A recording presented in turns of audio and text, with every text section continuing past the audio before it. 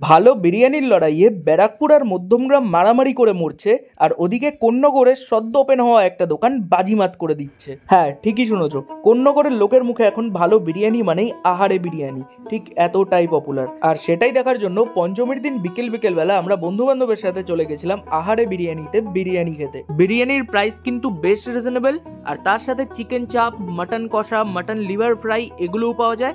আর হ্যাঁ, ভেতরে কিন্তু এসিতে 10 জনের মতন বসে খাওয়ার ব্যবস্থাও রয়েছে। তবে পুজোয় ভিড় হতে পারে সে কথা মাথায় রেখে কিন্তু পাশে সিটিং অ্যারেঞ্জমেন্ট আরো বাড়ানো হয়েছে। তো এবার আসি বিরিয়ানিতে। আমরা নিয়েছিলাম চিকেন বিরিয়ানি, আর চিকেন বিরিয়ানিতে কিন্তু এরকম 200 গ্রামের চিকেনের পিস ইউজ করা হয়, আর তার সাথে থাকে এরকম ঝুরঝুরে রাইস। সো এবার হচ্ছে বিরিয়ানিটা টেস্ট করে দেখার পালা।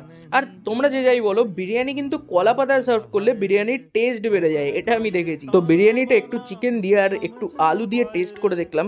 ভাই বিশ্বাস করো, জেনুইনলি বলছি, বিরিয়ানিটা খুব ভালো ছিল। তোমরা যদি আমার মতন একটু ঝাল ঝাল স্পাইসি বিরিয়ানি পছন্দ করো তাহলে তোমাদের এটা খুব ভালো লাগবে। অ্যান্ড চিকেনটাও কিন্তু বেশ জুসি ছিল, অ্যান্ড কোয়ালিটিও খুব ভালো। আমার তো বিরিয়ানিটা ভালো লেগেছেই, বাট বাকি যারা গেছিল তাদের তোমরা মুখের এক্সপ্রেশন দেখে বুঝে নাও বিরিয়ানিটা তাদের কেমন লেগেছে। আর হ্যাঁ, বসে খেলে কিন্তু রাইস এক্সট্রা দেওয়া হয়। তো তোমাদের লোকেশনটা বলি, এইদিকে কিছুটা হাঁটলেই কোন্নগর বাটার মোড়, আর এইদিকে রাস্তাটা চলে যাচ্ছে উত্তরপাড়া, আর এই হচ্ছে আহারে বিরিয়ানি। তো এবার তোমরা আমাকে কমেন্টে জানাও এই দুর্গাপুজোয় আর কোথার ভিডিও তোমরা দেখতে চাও। তো চলো, টাটা।